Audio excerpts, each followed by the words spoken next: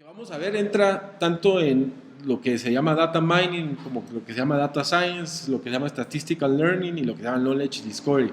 Todo eso es lo mismo, ¿sí? Uno ha oído un montón acerca de data mining, ¿o no? ¿Sí? También se ha escuchado un montón acerca de data science, ¿verdad? Pero, ¿qué entienden ustedes cuando escuchan eso? Ujú.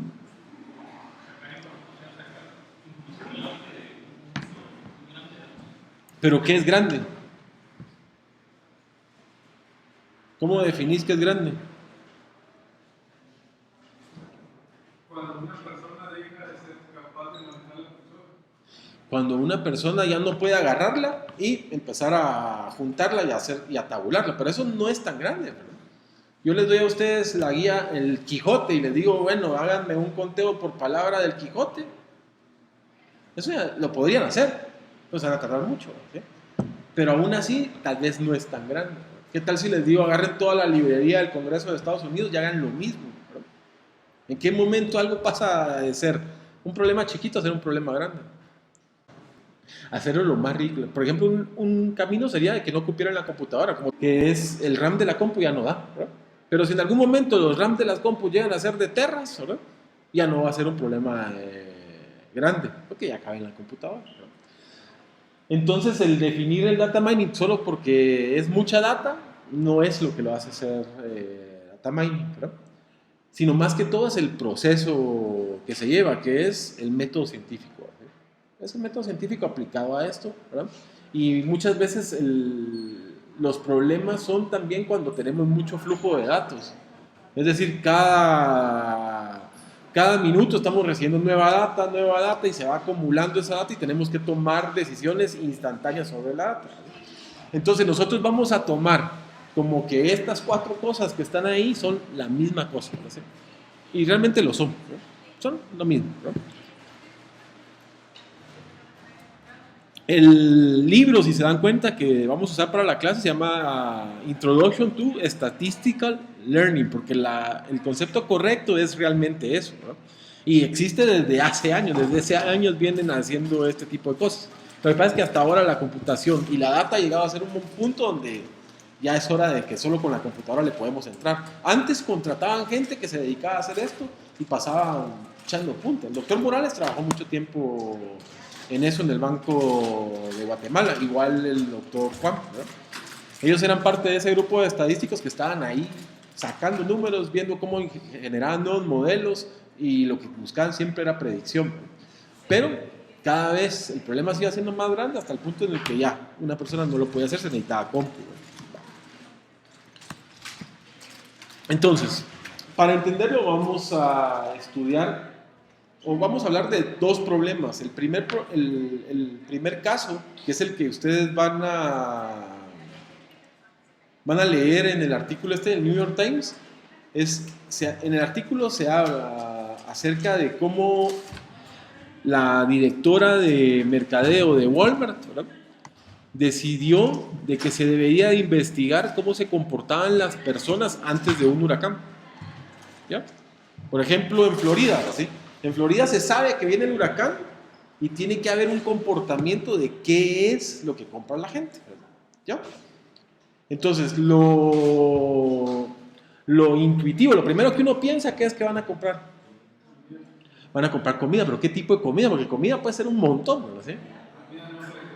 Por ejemplo, latas, ¿verdad? De repente van a comprar agua pura, van a comprar linternas, ¿verdad? Eso es como lo obvio. Y lo que ella estaba buscando era no vamos a buscar lo obvio, sino que otras cosas no son obvias de lo que buscan. Y durante mucho tiempo lo que hicieron fue agarrar la información de las compras de Walmart antes de un huracán y sobre eso tomar la decisión. ¿Ya? La idea era como que prepararse y abastecer Walmart para poder mejorar el revenue de Walmart. O sea, si yo tengo todo lo que piden, no se acaba, sino ahí va a estar, ¿sí? Entonces, en el estudio este hablan de que una de las cosas que ellos encontraron que la gente compra mucho antes de un huracán es primero cerveza, ¿verdad? Se llenan de cervezas y Pop-Tarts, que son esos pastelitos con frosting, ya sabe cuáles son esos. Se venden así, ¿verdad? Y justamente antes de que entrara este huracán, abastecieron y vos tenés ahí un Pop-Tart. Sí, entonces justamente ahí se logró de que no hubiera escasez de recursos. ¿Sí? Claro, Walmart no lo estaba haciendo por buena onda que somos. ¿Sí? ¿Qué era lo que ellos quieren? Generar más negocio. Y de repente se topa con algún producto que no tiene nada que ver, o sea, Ajá. no crees que no debería estar ahí. Sí, cabal. Son productos que están ahí porque se echa la relación de que el que compra esto, por lo general, también compra estos dos productos. Exacto, y ese es uno de los tipos de algoritmos con los que nosotros vamos, realmente trabajar todos los algoritmos que hay no se puede, ¿verdad? Se necesitaría tener una biblioteca, casi que es 2 libros por tipo de algoritmo y para entrarle a diferentes problemas, pero es bueno conocer que existen, porque a vos se te puede ocurrir, bueno, tal vez no como en un restaurante, pero en la empresa donde estás, sabes de que si un cliente llega a comprar cierta cosa, probablemente va a querer la otra, ¿no? Porque la mayoría de clientes que se parecen a él lo hacen, entonces ya lo puedes como que aplicar al lugar donde estás. Por ahí va la cosa, pero se va adecuando al sistema. Pero sí en Walmart lo hacen un montón, ¿no? Y es porque tienen cantidad bárbara de datos, ¿verdad? Ellos saben la persona por medio de la tarjeta de crédito, ¿verdad? ¿Sí? Qué es lo que compra, ¿verdad? Qué artículos compra juntos, ¿verdad? Y vamos a ir platicando un poquito acerca de esos análisis, ¿verdad? Pero justamente mucho de lo que vamos a trabajar ahorita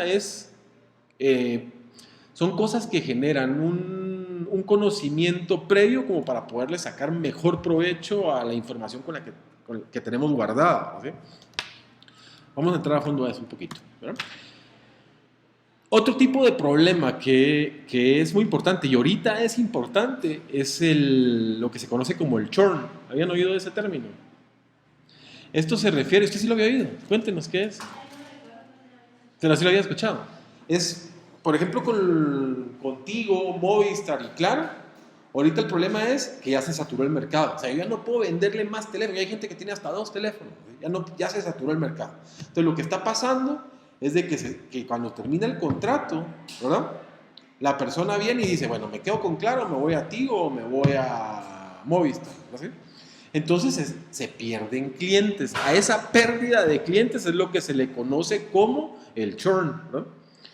Ahora, lo que se buscaría aquí es cómo podemos hacer para determinar si un cliente va a salirse de su plan de datos o de su plan de servicio telefónico, ¿verdad? ¿Para qué? Para poder venir y mandarle una promoción o hacer algo que haga que se mantenga ahí, ¿verdad? En estos casos, la idea es estudiar en qué momento se va a poder mandarle al cliente este tipo de promoción, ¿verdad? No sé si ven, es muy diferente el problema que tiene Walmart al problema que tienen las telefónicas ahorita, ¿verdad? Otra cosa es que la forma en que Guatemala amarra a los clientes es por el número de teléfono. No han querido soltar de que yo me pueda ir con mi número de teléfono a otra compañía. Todavía no se puede. Y mucha gente está probando, hasta dice que así se van a evitar el robo de celulares y un montón de cosas. Pero la razón por la que no lo hacen es justamente porque entonces incrementa este tipo de problema. Pero en Guate casi que el 90% del mercado es tarjetero. Es prepago. Pareciera que Movistar está, la forma en la que quiere atacar eso es con los teléfonos de doble SIM. Con los teléfonos de doble SIM. ¿Cómo lo hacen? Porque entonces le da la opción al cliente de conservar su número viejo, modificando su plan y reduciendo al mínimo para mantener el número y sacar su plan de datos con quien que le dé el mejor servicio, digamos. Sí, pues entonces la llamada de teléfono, o sea, sigue recibiendo sus llamadas, pero con el otro chip tiene toda la parte de datos, algo así. ¿Ah? Pues justamente debe ser que está tratando de resolver un problema como este. Se está apalancando de que no se puede todavía y como ellos no tienen tanto del mercado, también lo como jalan gente del mercado. Lo mismo pasa con el cable, ¿sí? Cada 6 meses empiezan y dicen, bueno, antes los contratos eran de 2 años, ahora son de 1 año, ¿verdad?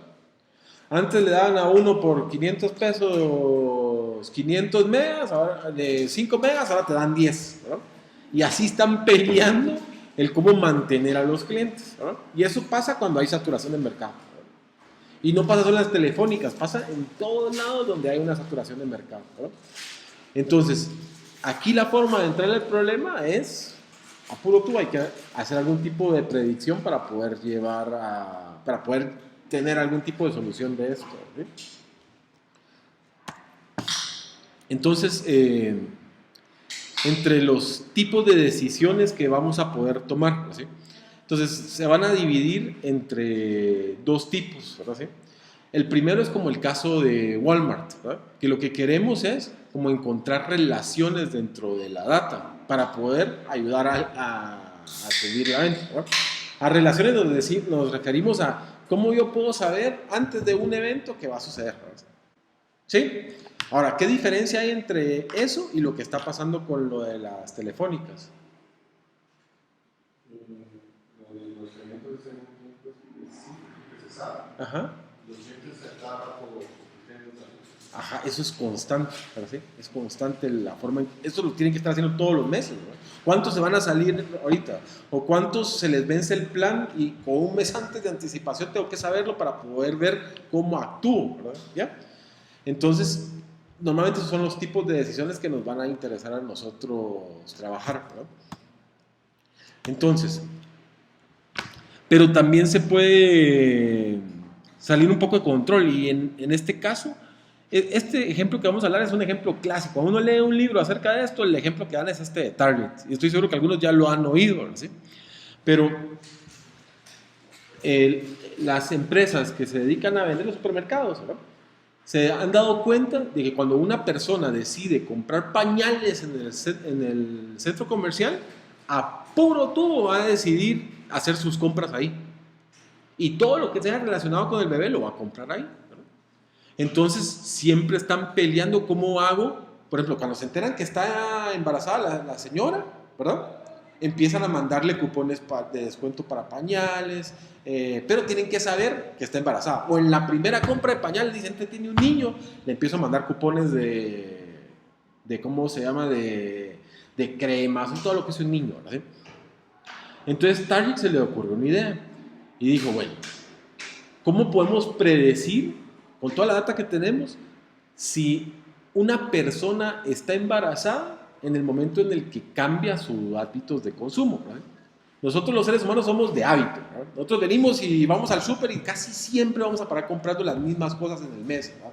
Se va a comprar el mismo tipo de pan, se va a comprar el mismo desodorante, entonces uno ve que se mantiene estable un cliente, ¿verdad?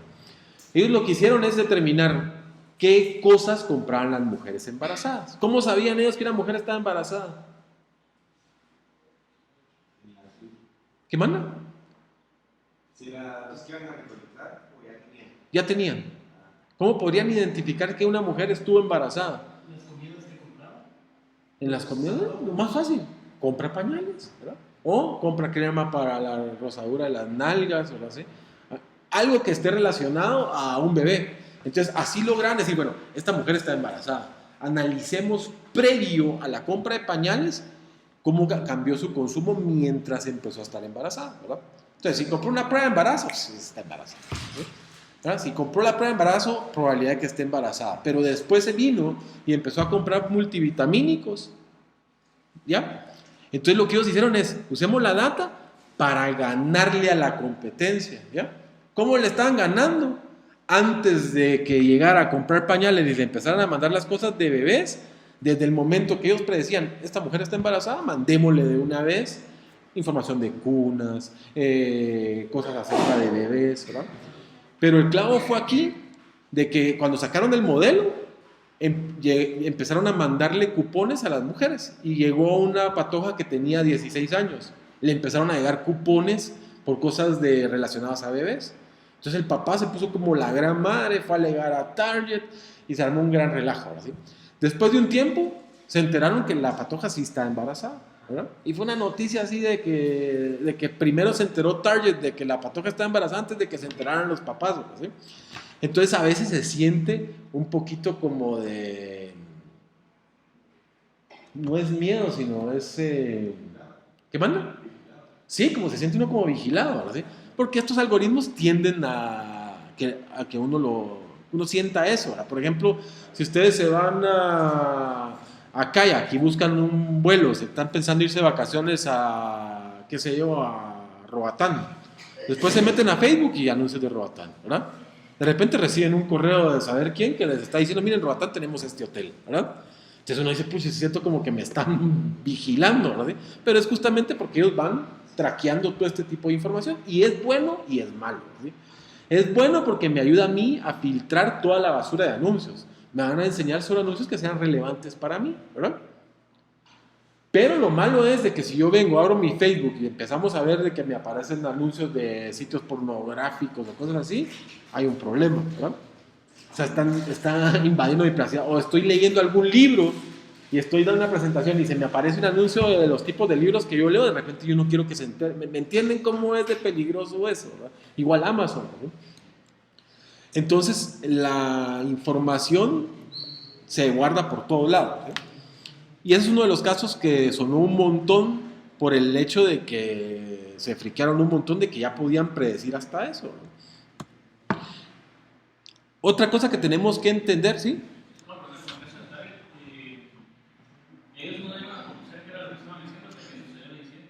No, ellos no lo dieron a conocer. Es que esto casi, o sea, uno casi nunca sabe lo que están haciendo las empresas porque es una ventaja competitiva, ¿verdad?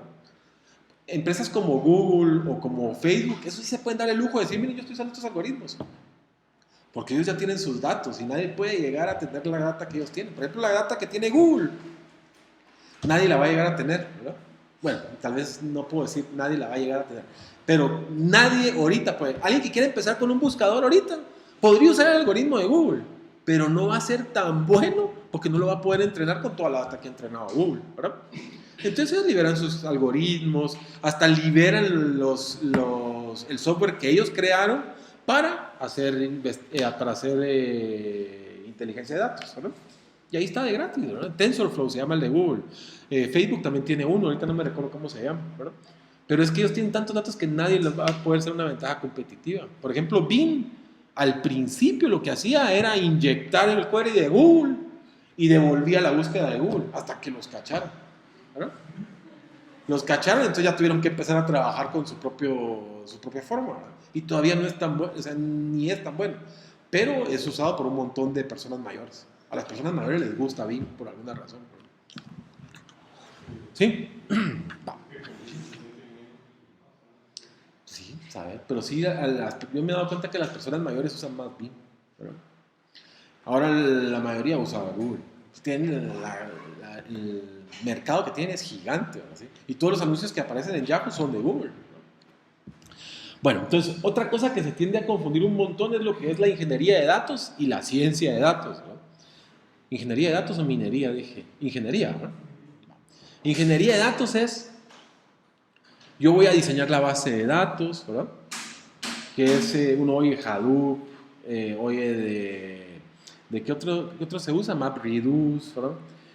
Todo lo que es la infraestructura con la que se va a guardar la información y cómo va llegando al data lake y los ETLs y todo eso, eso lo hace un ingeniero de datos, ¿verdad? La persona que hace minería de datos, ese no es su rol, ¿verdad? La persona que hace data science, ese no es su rol, ¿verdad? Tiene que entender cómo es la cosa, ¿verdad? Pero no es su rol. El rol de él es decirle al de la ingeniería de datos, mira, necesito esta información, ¿verdad? Hacerme una base de datos donde venga, ¿verdad? O pensar en qué es la solución de negocio que él quiere resolver y trabajar en conjunto con el ingeniero de datos para ver qué información se puede capturar y qué otra información no se puede capturar, pero no es su rol, ¿no? Y muchas veces se confunde, uno piensa, por alguna razón uno piensa en data science o en data mining y lo primero que viene a la cabeza es el elefantito de Hadoop, ¿verdad? Pero eso es otro rollo, ¿sí? Y nosotros no vamos a trabajar eso. Pero sí tenemos que poder, por lo menos, hacer un query en SQL, tenemos que poder hacer un MapReduce, ¿no? Y conocer bien cómo está estructurado todo, ¿no? Entonces, la razón por la que vamos a trabajar esto es justamente el utilizar el aprendizaje estadístico como una ventaja competitiva dentro de la empresa, ¿sí? Y para eso les voy a platicar de un caso, ¿verdad? de estos dos tipos, ¿verdad? Uno es Richard Fairbank y el otro se llama Nigel Morris, ¿verdad? Ellos vinieron y empezaron a ver cómo estaba el área creciendo en toda la parte de tecnología y la información. Y dijeron que esto se puede aplicar en bancos, el poder trabajar eso. Y el problema era que como era tan difícil el sistema de predicción en ese tiempo, ellos se habían dado cuenta que para las tarjetas de crédito solo tenían un estándar, ¿verdad? Todos eran medidos bajo el mismo estándar, ¿verdad?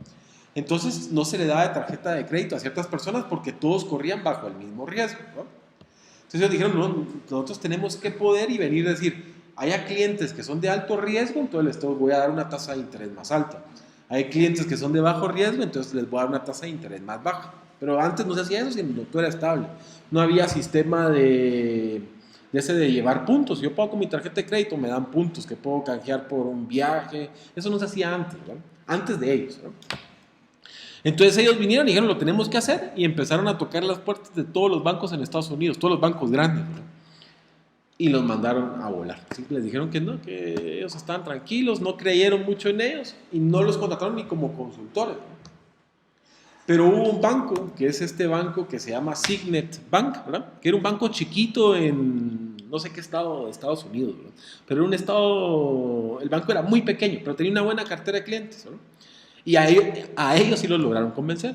O sea, se dijeron, bueno, yo creo que sí es algo que podría funcionar. Y se dieron cuenta de lo siguiente, ¿verdad?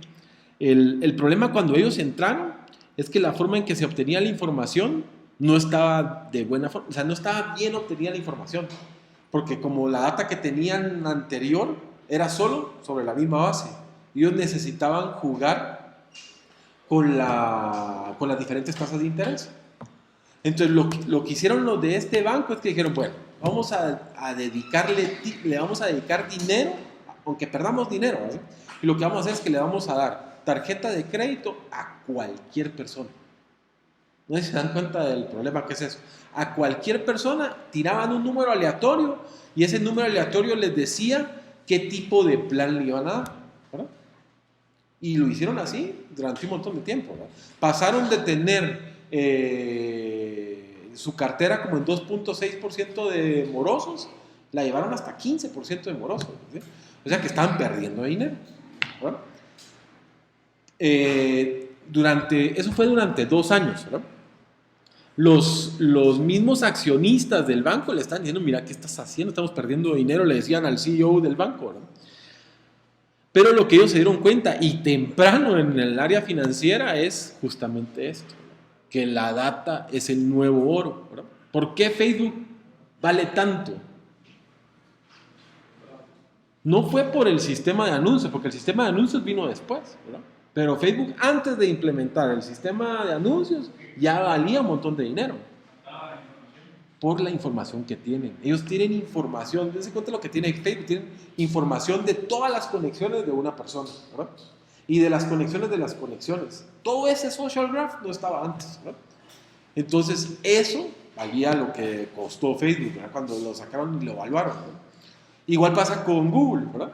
Lo que hace a Google valioso y lo que lo hace que nadie se le pueda pegar es la cantidad de data que ellos tienen, ¿verdad? Y justamente eso fue lo que hizo este banco. Dijo, bueno, me va a costar buena cantidad de millones el tener la data suficiente como para poder determinar para este tipo de personas cuál es el mejor plan que yo les puedo ofrecer, cómo puedo predecir si van a caer morosos, y armaron todo un sistema de inteligencia de datos para poder dar la tarjeta de crédito, para poder ofrecerles puntos, para poder determinar en qué momento iba a caer moroso, ahora sí. Y ese banco, después de ese periodo de 2 años en lo que estuvieron explorando cómo estaba el mercado, pues, se fueron para arriba, ¿verdad? Crecieron tanto, ¿verdad?, que se volvió una rama totalmente del banco, ¿verdad? Sin embargo, ustedes nunca habían oído ese nombre, ¿verdad? Pero ellos, después de hacer todo eso que hicieron, se volvieron este banco, ¿verdad? Y ese es uno de los bancos más grandes en Estados Unidos de carteras de créditos, ¿verdad? Y ellos se volvieron estos 2 cuates, ¿verdad? Se volvieron los CEOs de esos bancos. Se forraron en pisto, ¿verdad? Entonces, cabal lo que platicábamos, ¿no? Empresas que se han dado cuenta que la data es el nuevo oro, es empresas como Facebook, como Google, como Amazon, ¿verdad? Los gobiernos están empezando a solicitarle a estas empresas que les empiecen a dar información y están va a pelear eso desde hace años, ¿verdad? Entonces, ahora sí, vamos a los tipos de problemas con los que se puede trabajar acá, ¿verdad? Entonces, el primer tipo de problema, ¿no? Este es un dataset que ya trabajamos, que es el del Titanic, ¿verdad? Pero, ¿ese es el del Titanic? Sí, es el del Titanic. Ahí lo que se estaba buscando es clasificar, ¿verdad? Lo primero, o sea, uno de los problemas que se resuelve es la predicción de una clasificación. En este caso es, ¿va a sobrevivir o no va a sobrevivir? ¿Verdad? En estos tipos de problemas de clasificación también podría ser que lo que queramos determinar es una probabilidad o una razón, ¿ya? Pero es siempre basado en data histórica. ¿Qué otro tipo de problema podría caer aquí que sea de clasificación?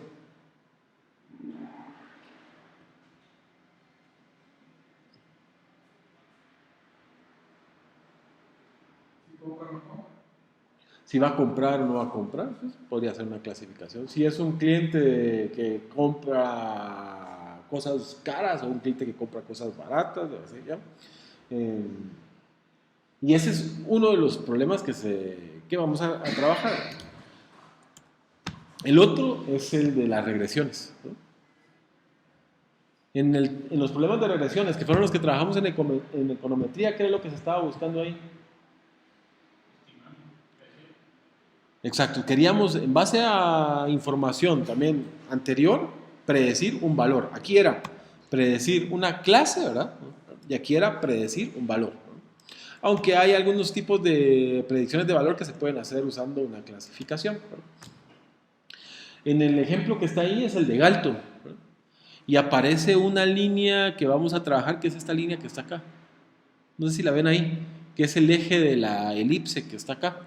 El eje mayor. Ese eje mayor de esa elipse es lo que se conoce como el componente principal, ¿no? Y vamos a ver componentes principales, está dentro del programa, ¿no? Después, el otro tipo de recomendación con el que vamos a trabajar es recomendaciones basadas en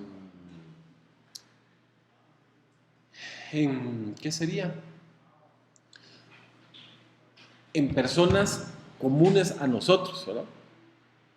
Por ejemplo, Netflix, ¿no? ¿Qué es lo que hace Netflix cuando nos recomienda una película? ¿Cómo hace para recomendarla? ¿Cómo creen ustedes que lo hace? Mira las películas que yo miro una película, mira las personas que no han visto eso y otras han visto eso. Basados en las personas que están alrededor mío. ¿Y cómo sabe qué personas están alrededor mío? No lo hacen usando personas cercanas a mí, sino personas que sean como cercanas a los gustos, ¿sí? Entonces ahí lo que se está buscando es justamente un tipo de clasificación. A estos tipos de problemas se les conoce como problemas de recomendación. Es un recommendation engine, ¿no? ¿Cómo le recomendamos al usuario qué ver, ¿no? ¿Y por qué eso es un problema de negocio?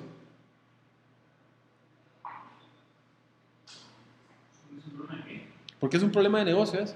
¿Por qué le interesa, por ejemplo, a Netflix recomendarnos una película?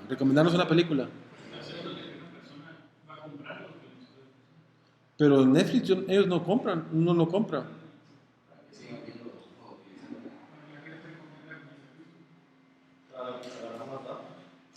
Para agarrar más data. Ajá.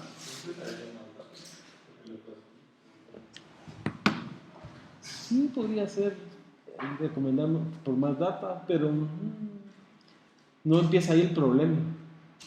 ¿Qué es lo que desespera a veces en Netflix? ¿Qué man? Estar buscando. En el momento que uno se pone y empieza a buscar en Netflix, a ver película por película y ver en lo que me decido que ver, a veces hasta me desespero. Y dice, ya no, mejor ya no voy a ver nada. En ese momento, Netflix está haciendo que el cliente no se sienta satisfecho, ¿verdad? No que si entre el montón de películas me pone de las que ya sabe que que me gustan, ¿verdad? Entonces va a empezar a recomendarme para que yo no pase tanto tiempo en lo que me decido qué película ver, ¿verdad? Por eso a Netflix le encanta sacar series, ¿verdad? Porque saben que uno agarra una serie y se mira todos los episodios en una semana, ¿sí? Se siente bien el cliente, porque entonces él está sentado viendo televisión, que es para lo que está pagando Netflix, y dice, los $10 que estoy pagando de Netflix, vi 3 temporadas de tal serie, se pagaron. Pero si yo paso mucho tiempo diciéndome qué ver, siento como que me gasté mis $8 en algo que no debería, ¿verdad? Entonces, una de las razones era justamente reducir el tiempo en el que pasaba uno buscando una película, ¿no? Algunos de los, no sé si se enteraron que estos tenían un concurso, ¿no? En el que pagaban $1 millón y alguien determinaba si encontraba un algoritmo que fuera mucho mejor, ni siquiera mucho mejor, solo pedía que fuera, creo que 6% mejor que el algoritmo que tenía en ese tiempo Netflix, ¿no? Ese 6% para Netflix valía $1 millón, ¿no? Y hubo equipos de un montón de lados del mundo que se metieron a la competencia, ¿no? Se generó nueva matemática gracias a la conferencia, a la competencia. Al final de cuentas, sí hubo ganador, pero no se usó el algoritmo, ¿no? Porque era muy difícil de implementar ya en producción, ¿no? Pero por lo menos lo lograron mejorar el que ellos tenían en base a las ideas que sacaron de este tipo de cosas, ¿sí? Otro problema que tenían era también, no sé si se dan cuenta que arriba aparece una N, ¿no?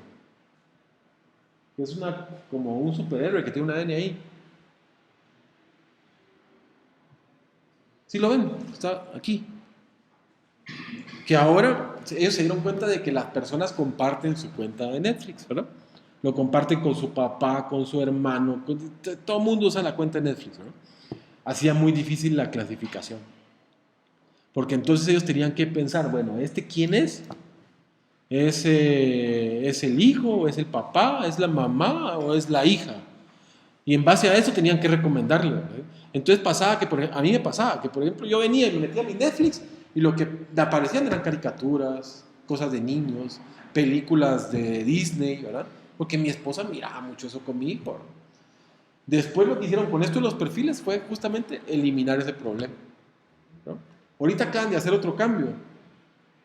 ¿Ustedes vieron qué cambio hizo o no? Reciente, el cambio que hizo. ¿Qué manda?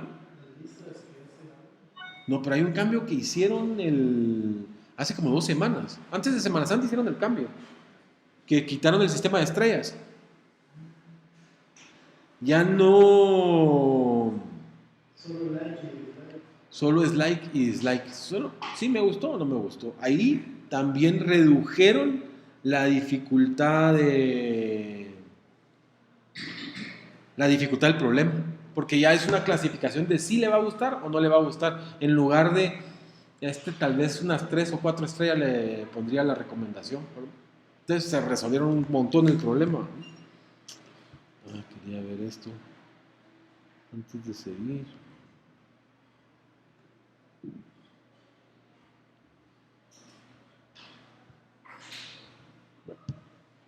Vamos pues.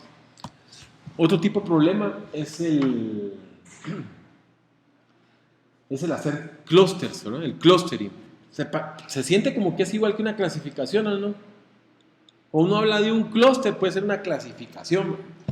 Pero aquí el clúster, la diferencia con la clasificación es que en un clúster uno no sabe realmente desde el principio cuántos grupos van a salir, ¿ya? Por ejemplo, si se dan cuenta en la primera gráfica, el estudio que se hizo fue que se agarró, eran los temas que estudiaban todos los papers que salieron en cierto, yo creo que no sé, desde que empezó el área de ingeniería biomédica hasta la fecha, en qué área estaban trabajando, ¿verdad? Y depende del tipo de problema, se dieron cuenta que el área de biomédica estaba dividido en cuántos subgrupos. Solo viendo los colores.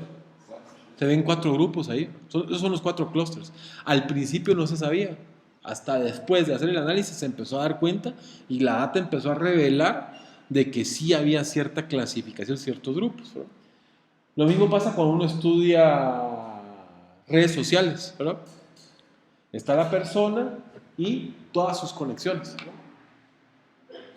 Entonces empezamos a ver que, por ejemplo, estas personas están interconectadas entre ellos. Entonces forman un clúster de esta persona, ¿verdad? Hay otro que está por acá. Y estoy seguro que si ustedes analizan su Facebook, van a ver que hay clústeres. Su familia, y ustedes lo pueden identificar fácil. Estos son mis familiares, ¿verdad? Estos son mis cuates del trabajo, mis cuates de la U, mis cuates del colegio, ¿verdad? Y estos son personas random que he conocido en el camino y están totalmente separadas, ¿verdad? Pero, ¿cómo puede hacer Facebook para saber eso? ¿Cuántos grupos tiene esta persona? ¿Qué grupo es su familia? ¿Eh? ¿Por qué es que quiere saber eso?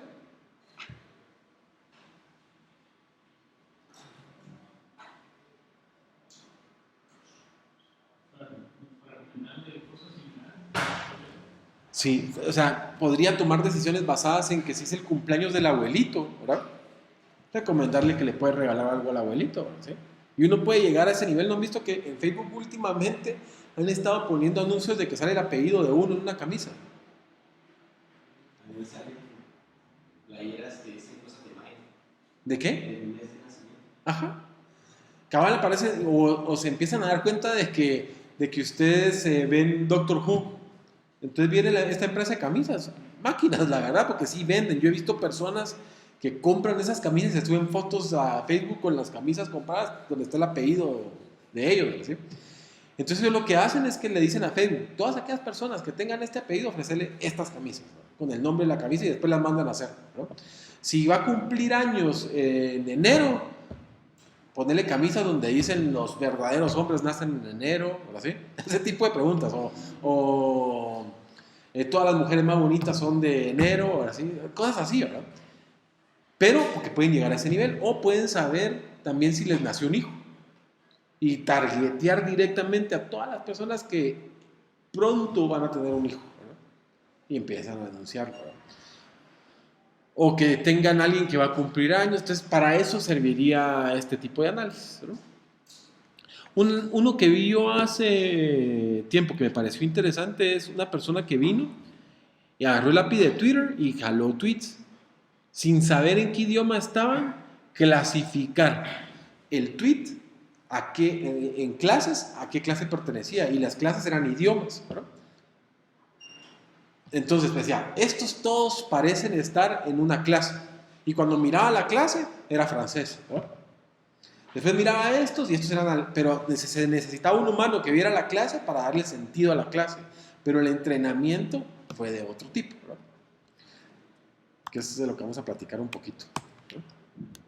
Ese es el otro tipo de problema, que es el que estabas hablando vos, que es el del análisis de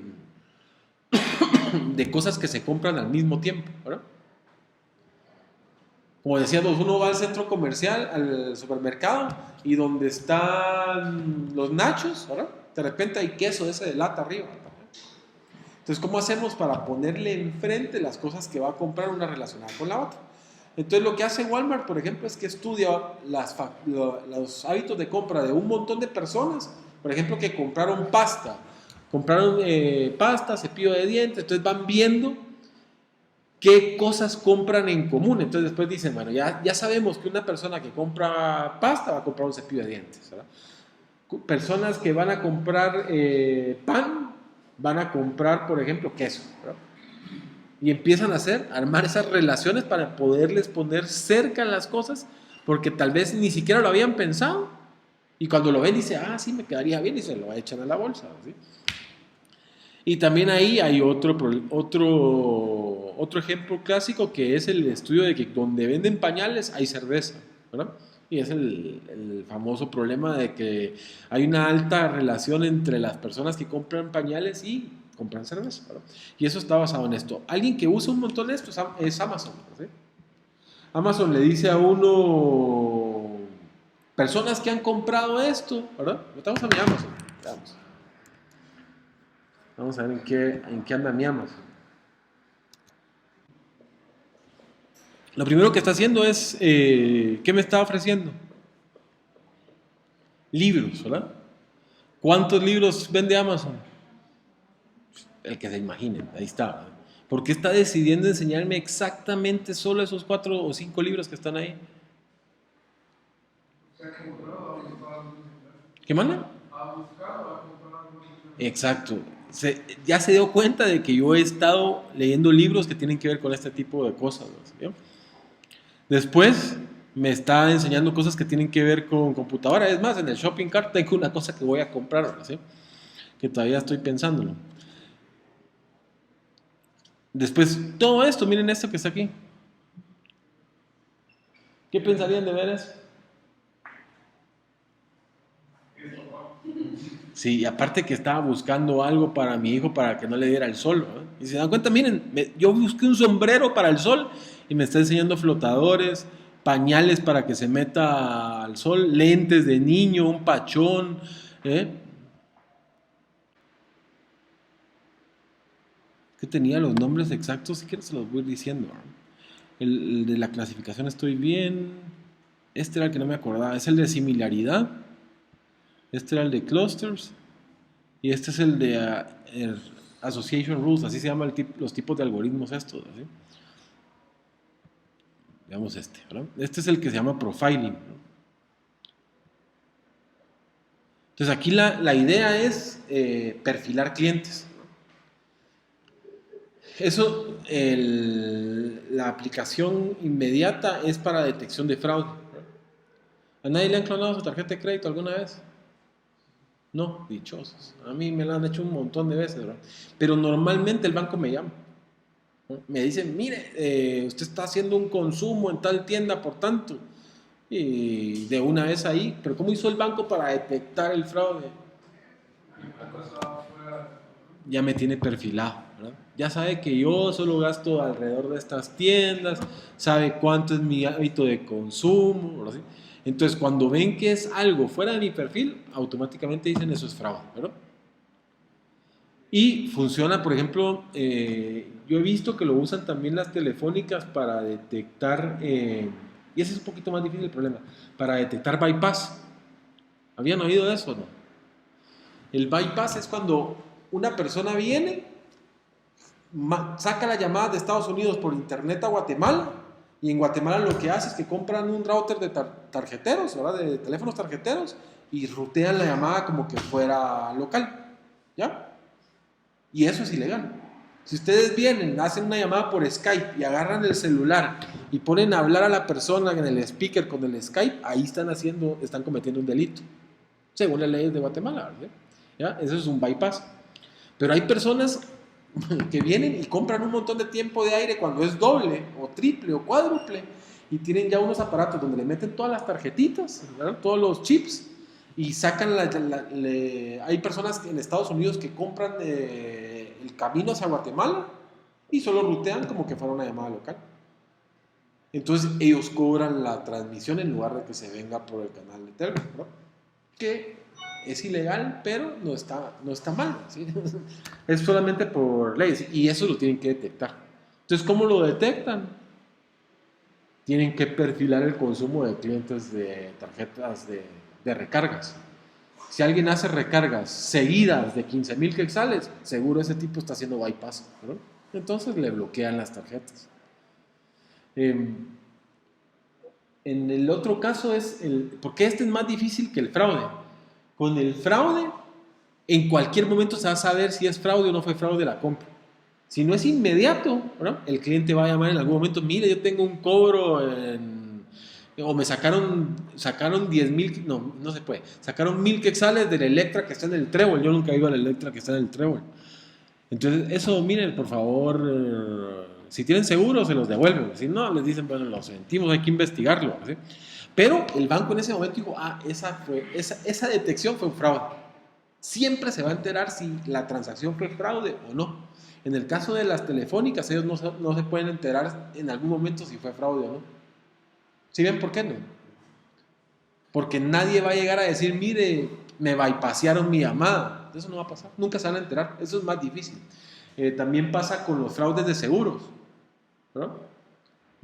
Es raro que alguien cometa fraude de seguros, pero cuando pasa, es bien difícil de detectar. ¿Por qué? Porque no hay información, nunca me voy a enterar en algún momento si me hizo o no me hizo fraude. Entonces, bien difícil, esos problemas son bien duros de detectar cuando no tengo retroalimentación, ¿no? Y es el que se conoce como profiling, ¿no? Para muchas cosas nos puede servir el profiling, ¿no? Después está, este se llama link, déjenme ver si se llama link. Sí, link prediction, ¿no?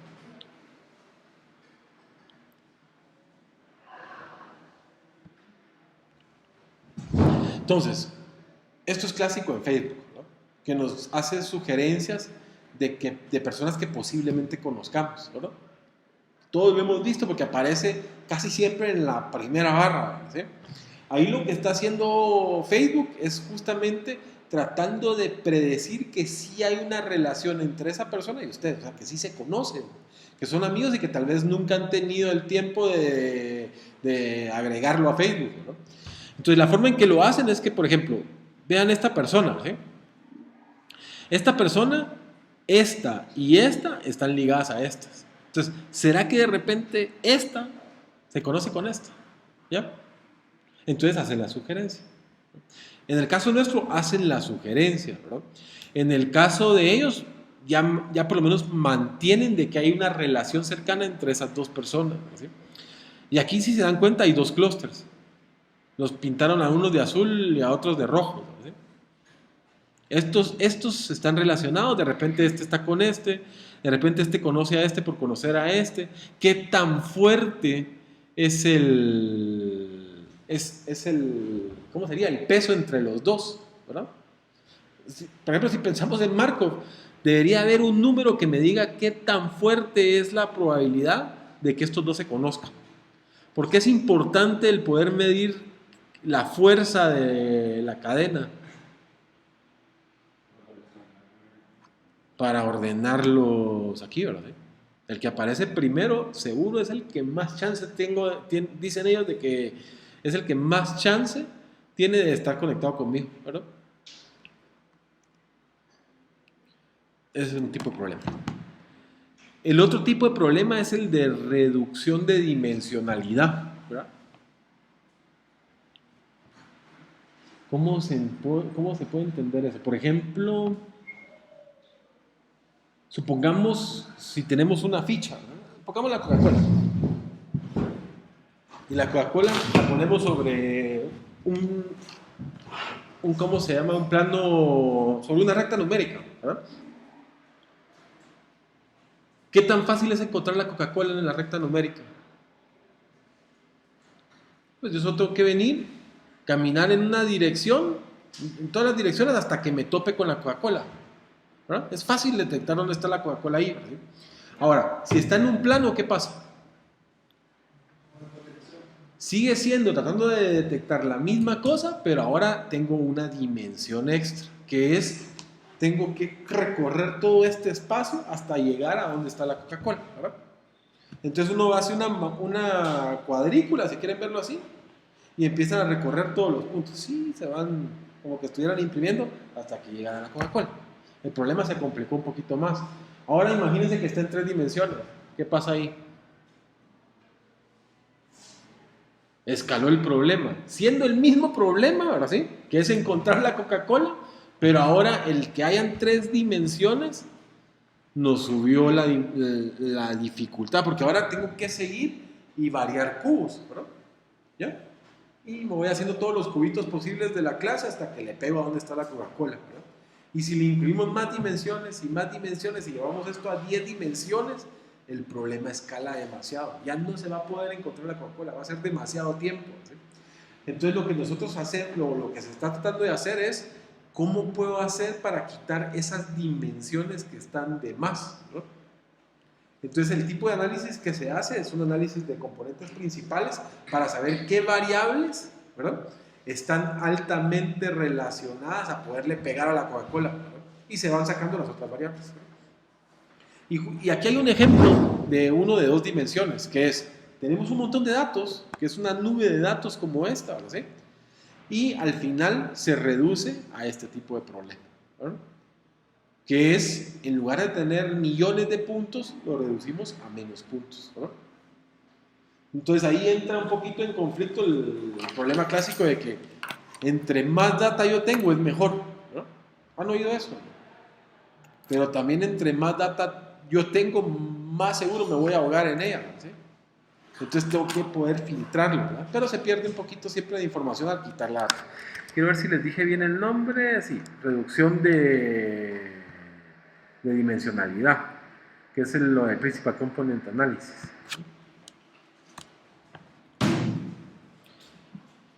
Y después está el otro tipo, que ahorita se me escapó el nombre, lo hubiera puesto ahí, que es el de Causal Modeling, ¿no? En ese caso lo que se hace es A/B testing, ¿no? Y esto se volvió bien famoso por la campaña de Obama. Hubo una persona que trabajaba en Google, ¿verdad?, que cuando Obama conoció a Obama una vez que fue a una plática, ¿verdad?, y le pareció interesante lo que Obama hacía y lo que él quería hacer. Entonces decidió que lo iba a ayudar en su campaña. Y lo que él quería era, ¿cómo puedo ayudar yo a recaudar dinero para que Obama sea presidente, ¿verdad? Entonces a él lo que se le ocurrió es algo que es bien común ahora, y es hacer testing de diferentes cosas, ¿verdad? Por ejemplo, aquí hay un control, que es la página como la tenían, y a un porcentaje de usuarios le enseñan otra versión de la página, ¿verdad? ¿Qué diferencia hay entre las dos páginas? ¿Cuál? En este lado se ve a Obama tiene más presencia. Ajá, y en la segunda está más al fondo, o sea, se mira más a la gente que está platicando con ellos, ¿sí? El hecho de cambiar la foto subió la recaudación en 19%, ¿verdad? El cambiar el color de un botón, ¿verdad?, puede hacer que suba en una gran cantidad la conversión de la página, ¿verdad?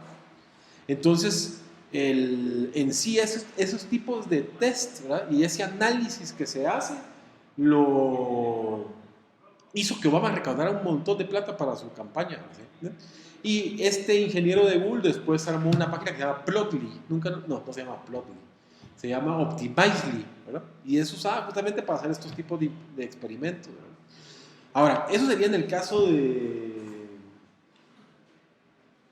cuando queremos hacerlo para una página de internet, pero por ejemplo, regresando al problema de la pérdida de clientes por suscripción, nosotros ya predecimos qué clientes son los que se van a salir después de que acabe la suscripción de teléfono, su contrato, ¿verdad?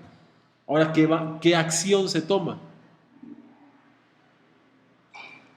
Entonces, vienen los de marketing y decían, bueno, vamos a tomar la acción le vamos a mandar información de que le vamos a dar un teléfono gratis.